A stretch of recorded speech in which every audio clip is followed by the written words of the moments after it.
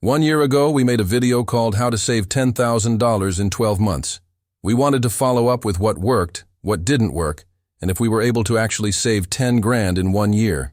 If you have no idea what we're talking about, this is probably not the video for you, but stick around anyway because who doesn't like saving money? Let's do this.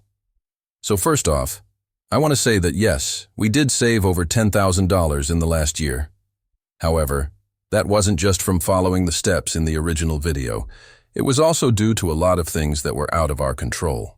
For example, we had a baby, and she spent more time with her grandma than with us, so that saved us a lot on childcare.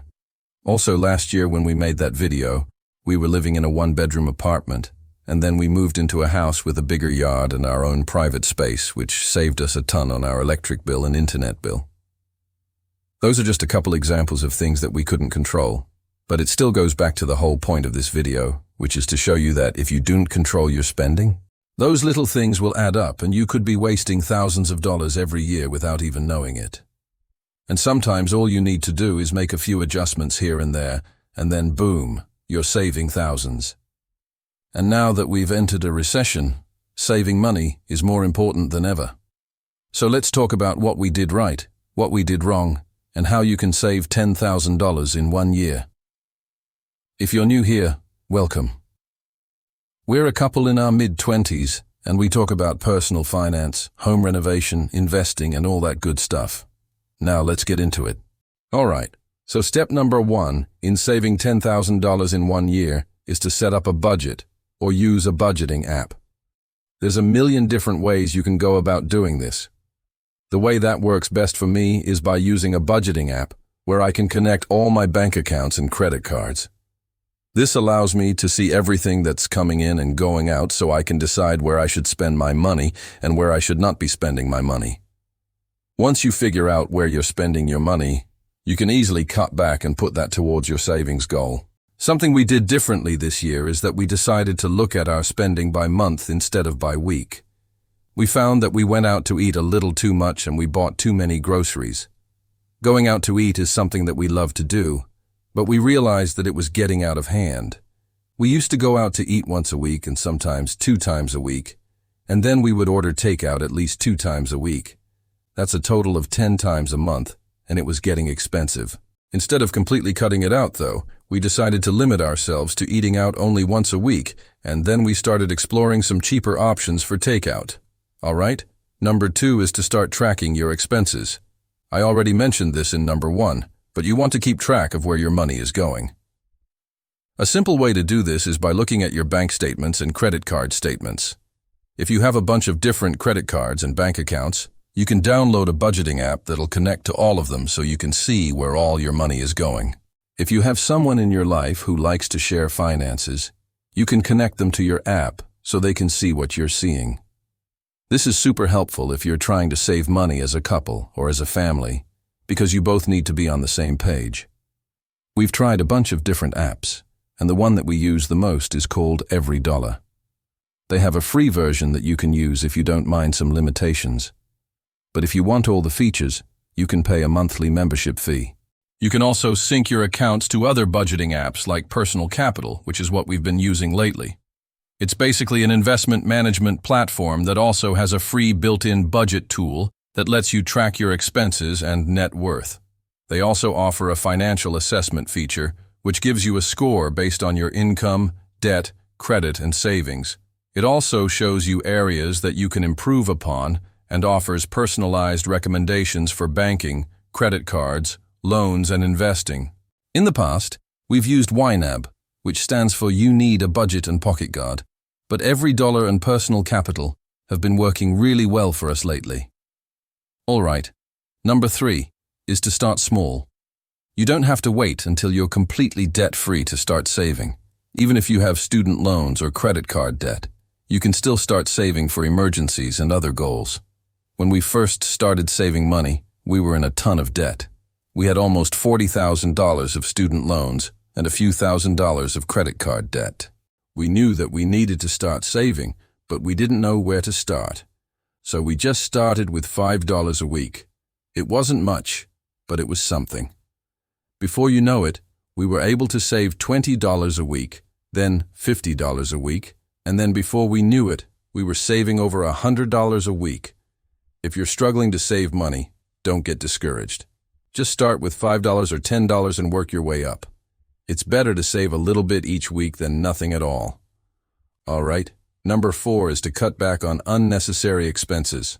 We did this with our eating out budget, but you can also cut back on things like clothing, entertainment, and travel. If you want to save a lot of money, you may have to make some sacrifices, but if you really want to reach your savings goal, it's worth it. If you're having trouble figuring out where to cut back, try using the 30-day rule. The 30-day rule says that if you want to buy something that costs more than $50, you have to wait 30 days before you actually buy it. If you still want it after 30 days, then it's probably worth buying. But if you can get through the 30 days without wanting it, then you probably don't need it. Another thing that helps is by unsubscribing to email newsletters from your favorite stores. You know those emails that say, "You have items in your cart. Come back and finish your purchase." They're designed to get you to spend money that you don't need to spend. Unsubscribe to those emails and watch your spending decrease. All right. Number 5 is to automate your savings. The easiest way to save money is to automate it. Set up an automatic transfer from your checking account to your savings account each month. That way you won't even notice that it's missing. We actually do this twice a month. We have an automatic transfer that takes out 75% of our take-home pay, and then we manually do a bank transfer for the rest. Having this automatic transfer really helps us save money because we don't have to think about it or make it a priority. We just let the bank do it for us. All right. Number 6 is to increase your income. If you want to save a lot of money, you need to bring in more money. You can do this by asking for a raise at your job, starting a side hustle, or selling things that you don't need. If you want some ideas for side hustles, check out our video called How to Make an Extra $1,000 a Month. We also have a video coming up soon about our side hustle, so stay tuned for that. All right. Number 7 is to live below your means. We can't emphasize this enough. Living below your means is the best way to save money and reach your financial goals. It's easy to get caught up in the rat race and feel like you need to keep up with the Joneses. But it's important to remember that they're only human, not superhuman. Don't feel like you have to buy new clothes just because your friend got new clothes, or buy a new car just because your neighbor got a new car. You only need to buy things that you actually need and will actually use. Living below your means isn't about being cheap. It's about making smart financial decisions and not wasting money. We know it's hard, but trust us, it's worth it. All right, number 8 is to build an emergency fund. An emergency fund is a safety net for unexpected expenses. Having an emergency fund can save you a lot of stress and money in the long run. If something unexpected happens, like your car breaks down or you lose your job, you can fall back on your emergency fund without having to go into debt. We recommend having 3 to 6 months of living expenses in your emergency fund. If you can't afford to save that much, start with what you can and work your way up. And finally, number 9 is to review your budget regularly. You should review your budget at least once a month to see how you're doing and make any necessary changes. If you're not hitting your savings goals, figure out where you can cut back or increase your income. If you're doing well, treat yourself to something nice, but don't get carried away.